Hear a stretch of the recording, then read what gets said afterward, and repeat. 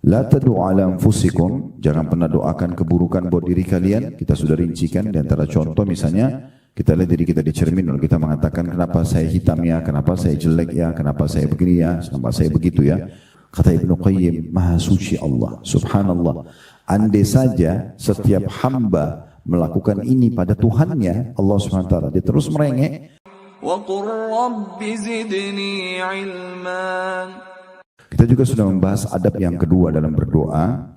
Doa dikala senang dan susah. Artinya, jangan kita berdoa kalau ada musibah saja. Tapi bagaimana justru kita memperbanyak doa di saat kita sedang lapang.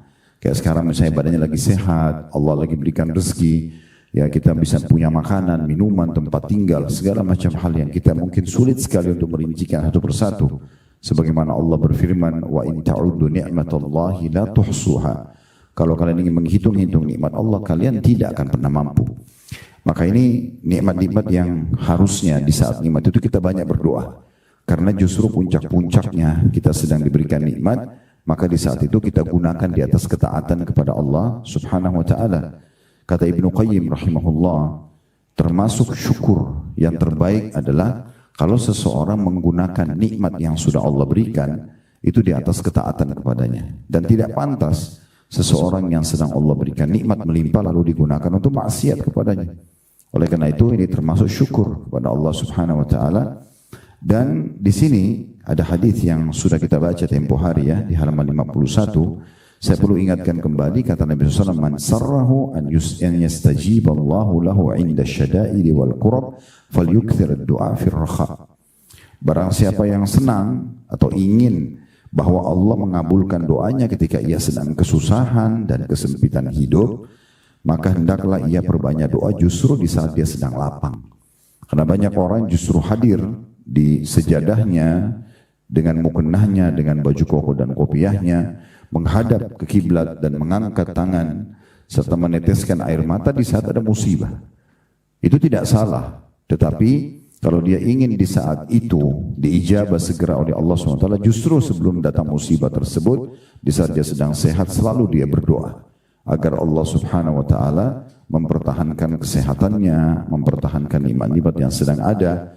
Dan itu lebih afdal, sudah sering kita ulangi kata-kata ini ya, itu lebih afdal dibandingkan pada saat musibah datang lalu kita minta solusinya. Kemudian yang ketiga juga sudah kita bahas, tidak berdoa meminta keburukan menimpa keluarga, harta, anak dan diri sendiri. Dan ini sesuai dengan hadis ini yang terakhir kita bahas ya, hadis riwayat Muslim, bahwasanya ada seorang laki-laki yang mengutuk untahnya. Maksudnya dia marah, seperti kalau kita di Indonesia mungkin kita bilang sial ya. Kayak mobilnya mogok misalnya atau apalah ya, dan dia tidak inginkan kemudian terjadi lalu dia mengatakan sial misalnya. Nah ini dia mengutuknya seperti itulah. Maka Nabi SAW mengatakan, siapa yang sudah mengutuk untahnya ini?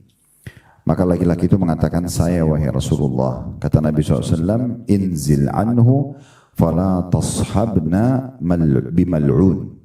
Turunlah dari untahmu itu dan jangan ikut serta dengan kami dengan membawa yang sudah dikutuk. Maksudnya kutuk ini didoakan keburukan ya.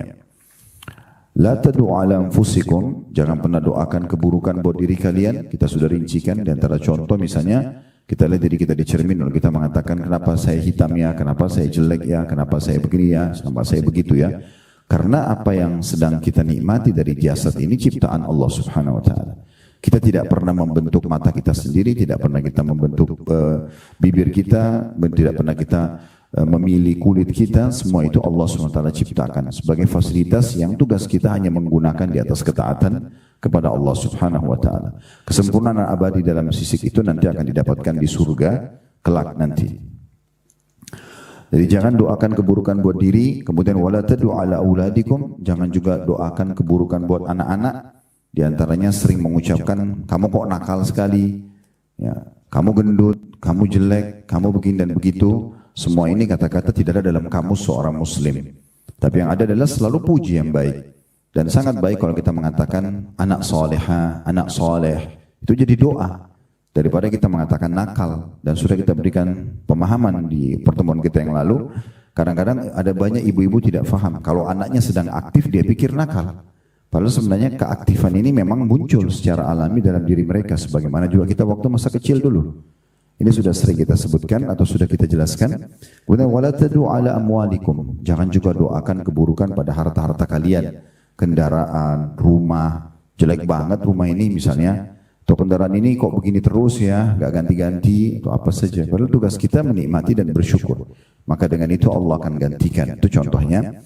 La tuwafiqu minallahi sa'atan yas'alu fiha ata'an fayastajibu lakum. Karena jangan sampai pada saat kalian ucapkan itu bertepatan dengan waktu di mana Allah akan kabulkan. Dalam riwayat lain malaikat mengaminkan. Maka terjadilah seperti apa yang telah kalian ucapkan itu. Ya, jadi lebih baik kita selalu gunakan kata-kata yang baik. Ya, ini juga mungkin dalam rumah tangga kayak suami istri harus mengucapkan kata-kata yang baik selalu, panggilan baik, panggilan sopan, santun, ya, yang berisikan doa-doa yang positif, gitu. Itu sangat baik. Sekarang kita masuk adab keempat dalam berdoa. Itu ada berarti tata keramahnya ya.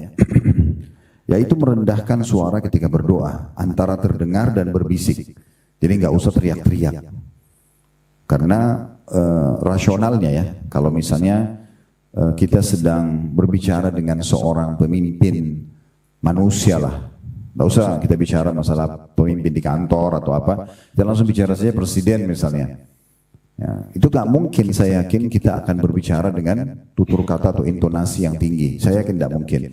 Kita pun juga akan memilih tutur kata yang pas gitu ya. Kita juga akan meringkas, menjaga sikap kita. Itu dengan manusia. Bagaimana dengan sang pencipta alam semesta ini? Allah subhanahu wa ta'ala, raja yang sebenarnya dan dia yang abadi selamanya gitu kan. Zat yang maha kuat, maha perkasa, maha kuasa. Dia memberikan rezeki, dia menghidupkan dan mematikan, menggantikan siang dan malam. Dan banyak sekali sifat-sifat Allah yang maha sempurna. Harusnya kita menjaga adab itu. Jadi cukup antara kita sama diri kita saja. Maksudnya kita berbicara tidak juga dalam hati, tidak juga teriak. Berada di antara keduanya. Misalnya kita berdoa setelah alhamdulillah wassalatu wassalamu ala rasulillah Rabbana atina fid dunya hasanah wa fil akhirati hasanah wa qina adzabannar, sambil kita renungi doa yang kita ucapkan. Kalau Bapak Ibu lebih merasa tenang dengan membaca bahasa Indonesia boleh saja. Tidak masalah. Kita boleh berdoa dalam bahasa kita. Yang penting jangan pernah sia-siakan kesempatan untuk berdoa. Dalam doa, adab doa poin kelima ini, makin kita merendahkan diri di hadapan Allah, makin menunjukkan kita membutuhkan, maka berarti makin dekat dengan diijabah, gitu ya. Karena Allah melihat kita butuh padanya, dan Allah mau memang kita menunjukkan kebutuhan kita. Nah, itulah sebabnya juga disyariatkan doa. Di sini penulis mengatakan, menjelaskan ad-dora'ah dalam bahasa Arab artinya merendahkan diri, menundukkan diri dengan memohon. Disebutkan dalam bahasa Arab yadra, dara'a, atau maaf dimulai dari dara'a, yadra'u, dara'a, yaitu menundukkan diri dan merendahkan diri, yang artinya memohon. Ini diantara adabnya. Dalilnya ada 3 dalil juga, A, B dan C. Di poin A-nya Allah SWT berfirman dalam surah Al-An'am ayat 42, فَأَخَذْنَاهُمْ بِالْبَأْسَاءِ وَالضَّرَّاءِ لَعَلَّهُمْ يَتَضَرَّعُونَ فلولا إذ جاءهم بأسنا تضرعوا ولكن قست قلوبهم وزين لهم الشيطان ما كانوا يعملون. Kemudian kami siksa mereka dengan menimpakan kesengsaraan dan kemelaratan supaya mereka memohon kepada Allah dengan tunduk merendahkan diri. Jadi ayat ini turun kepada orang-orang yang tidak pernah mau berdoa sama Allah, tidak mau beriman sama Allah. Allah datangkan kesengsaraan pada mereka, penderitaan pada mereka. Akhirnya mau nggak mau mereka harus memohon kepada Allah. Dengan tujuan agar mereka merendahkan diri akhirnya. Memohon kepada Allah SWT. Maka mengapa mereka tidak memohon kepada Allah dengan tunduk merendahkan diri ketika datang siksaan kami kepada mereka? Bahkan hati mereka telah menjadi keras dan syaitan pun menampakkan kepada mereka bagusnya apa yang selalu mereka kerjakan. Artinya makin kita mengadakan atau makin kita terjerumus dalam atau mengalami, lebih tepatnya mengalami satu ujian, lagi sakit, lagi ada masalah, terlilit utang, harusnya makin dekat diri kepada Allah, makin kita merendah diri kepada Allah SWT, bukan malah larinya makin menambah dosa, maksiat sehingga akhirnya keliru dia. Ada orang makin ada masalah, makin mabuk, makin kemana-mana gitu ya, makin melakukan perbuatan-perbuatan haram. Nah ini dari pertama, di situ ada saksi bahasannya adalah mengapa mereka tidak memohon kepada Allah dengan tunduk merendahkan diri ketika datang siksaan kami kepada mereka. Dalil keduanya di poin B, Allah SWT berfirman dalam surah Al-An'am ayat 63 yang bunyinya Qul man yunajjikum min dhulumatil barri wal bahri tad'uunahu tadarruan wa khufyatan la in anjana min hadhihi lanakunanna minasy syakirin. Katakanlah siapa yang dapat menyelamatkan kamu dari bencana di darat dan di laut yang kamu berdoa kepadanya, ini yang besar kata ganti Allah, dengan merendah diri dan dengan suara yang lembut dalam kurung dengan mengatakan sesungguhnya jika dia Allah, dia besar kata ganti Allah, menyelamatkan kami dari bencana ini, tentulah kami menjadi orang-orang yang bersyukur. Di sini saksi bahasan kita adalah potongan firman Allah SWT terjemahannya, dan atau yang kamu berdoa kepadanya dengan merendah diri dan dengan suara yang lembut. Di ayat ini digabungkan antara kita merendahkan diri kita di hadapan Allah, merasa butuh gitu ya, dan juga dengan suara yang lembut. Dalil ketiga, surah Al-A'raf ayat 205. Ini sebenarnya tadi sudah disebutkan di poin sebelumnya ya, di poin keempat. Namun di sini diulangi lagi, wadhkur rabbaka fi nafsika tadarruan wa khifa. Kalau tadi dalil ini dijadikan sebagai pegangan untuk tidak mengeraskan suara, kalau di sini yang ingin dititik beratkan adalah di potongan pertama, dan disebutkanlah nama Rabbmu dalam hatimu dengan merendahkan diri, ya, tadarruannya. Kemudian baru khifa, ya, rasa takutnya. Poin keenam ini mirip sebenarnya dengan poin kelima, tetapi dia lebih khusus lagi, memelas, merengek, ya, kepada Allah dalam berdoa. Ada sebuah kisah tentang Ibnu Qayyim rahimahullah. Ibnu Qayyim rahimahullah pernah lewat di depan rumah seseorang ibu yang kebetulan ibu itu marah banget sama anaknya, sangat marah sama anaknya. Dan saking marahnya ibu ini sama anaknya, kebetulan Ibnu Qayyim lewat depan rumahnya. Lalu anak itu masih kecil, sambil nangis-nangis dikeluarin dari pintu rumah, lalu ibunya tutupin pintu rumah. Anak ini, ya seperti anak-anak, dia bukannya pergi, dia malah makin nangis-nangis, makin merengek sama ibunya, tapi ibunya juga tidak mau bukain pintu. Begitu dia kecapean nangis tidur, hanya ibunya nggak tega juga. Ibnu Qayyim menunggu rahimahullah, apa respon ibunya? Tunggu depan rumah orang itu. Sampai akhirnya anak itu kena capek nangis ketiduran. Ibunya buka pintu, digendong anaknya masuk ke dalam.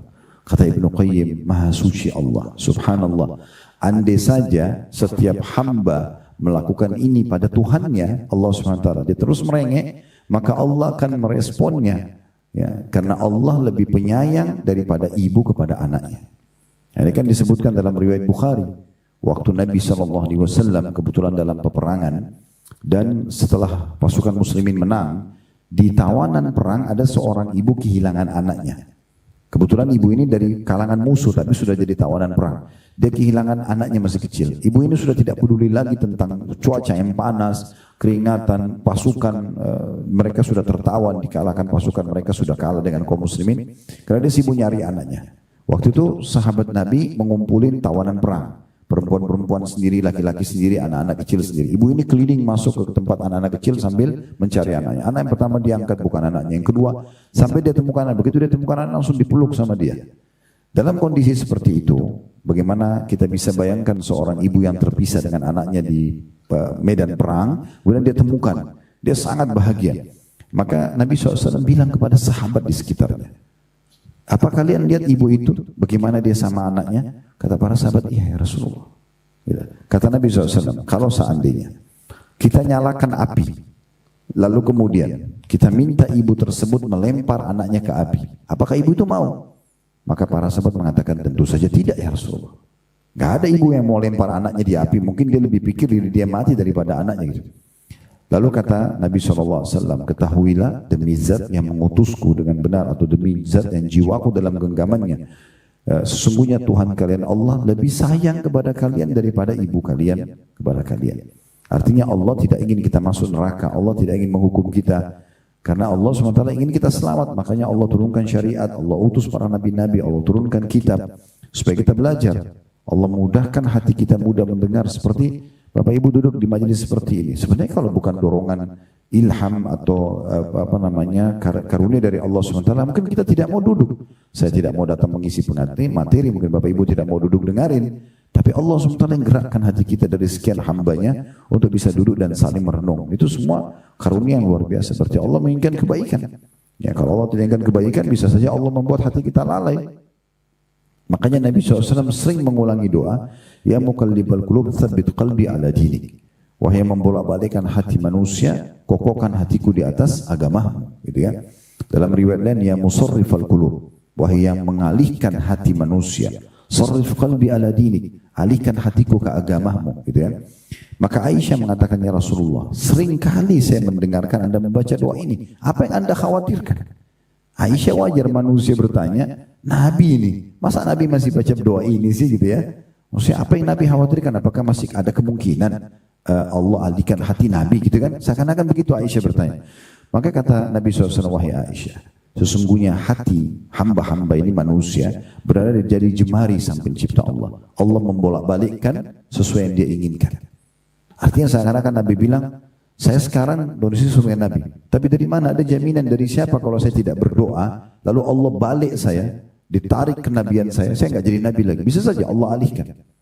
Sudah tahu ya, ada di antara nabi-nabi yang pernah Allah utus, ada yang justru meninggalkan tugasnya, padahal Nabi.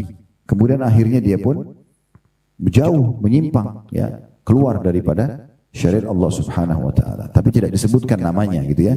Tapi ada di antara orang yang pernah Allah Subhanahu wa Ta'ala utus seperti itu, gambarnya dalam beberapa riwayat disebutkan, gitu ya. Jadi itu poin penting teman-teman sekalian. Nah, di sini kita memelas atau merengek, artinya bagaimana kita menunjukkan ekstra kebutuhan kita. Jadi jangan hanya berdoa seakan-akan apa? Rutinitas. Ini bukan rutinitas. Ibu dan bapak baca Rabbana atina fid dunya hasanah, ya, artinya ya Allah berikan aku semua yang terbaik di dunia. Maksud dalamnya makanan terbaik, minuman terbaik, pakaian terbaik, pasangan hidup terbaik, anak-anak terbaik, rezeki terbaik. Itu namanya hasanah. Kalau kita bilang Rabbana atina fid dunya hasanah, itu maknanya berikan aku yang terbaik di dunia. Semua yang terbaik kasih di dunia.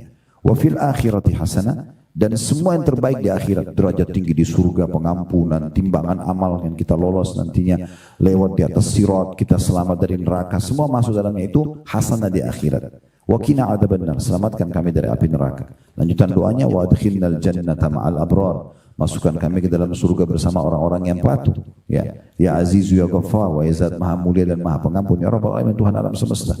Makanya dalam tawaf kita 7 kali disunahkan baca ini, gitu kan? Antara rukun Yamani dengan Hajar Aswad.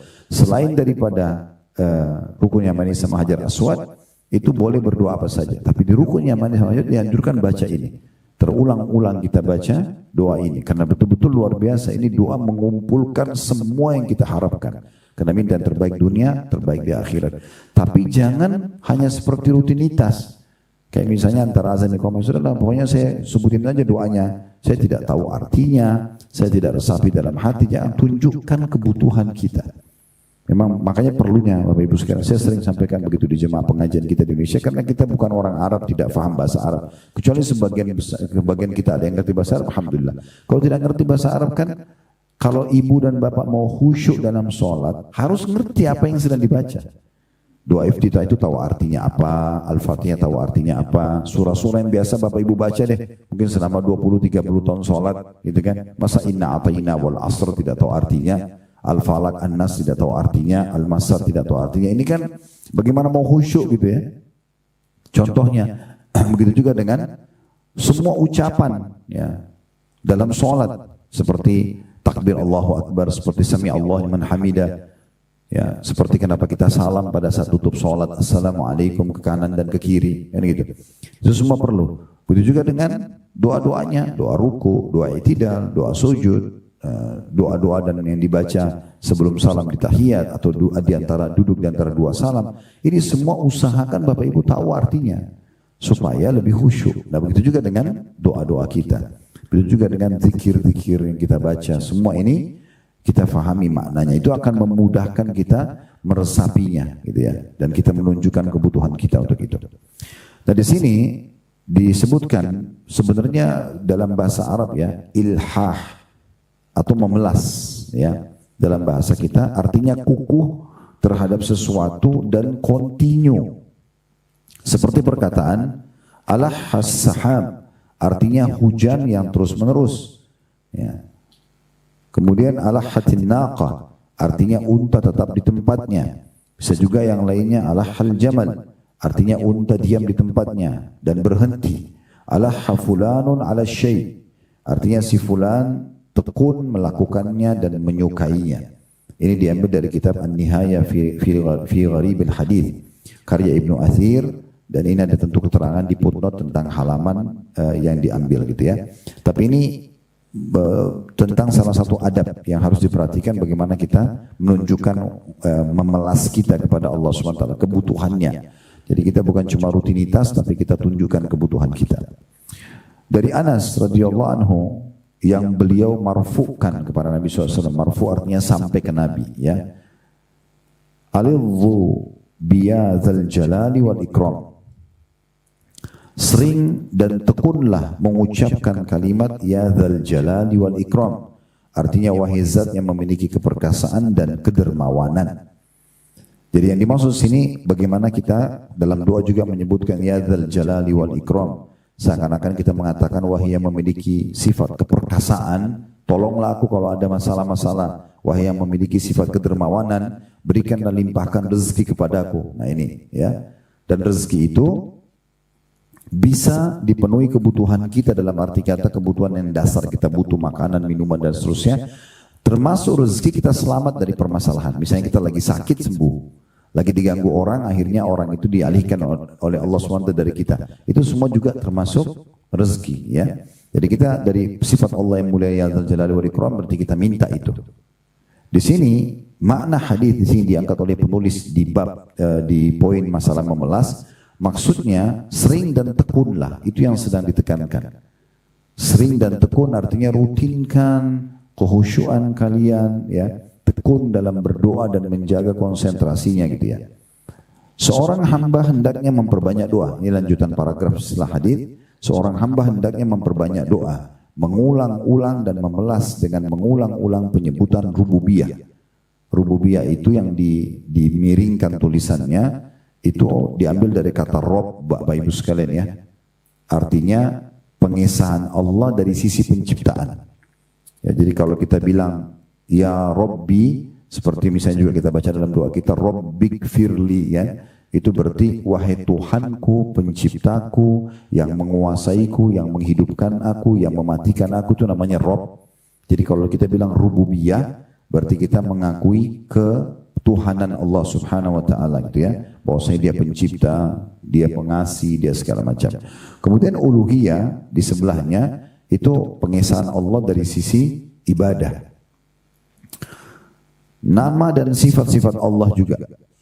Jadi maksudnya kita perbanyak menyebut-nyebut itu, ya. Wahai zat yang menciptakan langit dan bumi, wahai zat yang menggantikan siang dan malam, wahai zat yang menurunkan hujan dari langit, wahai zat yang mengizinkan aku untuk mengucapkan doa ini dari lisan, wahai zat yang mengizinkan aku mengangkat kedua telapak tanganku ini, wahai zat yang sedang atau kita sebutkan memberikan aku nikmat-nikmat ini. Bisa kita sebutkan nikmat kita dalam doa.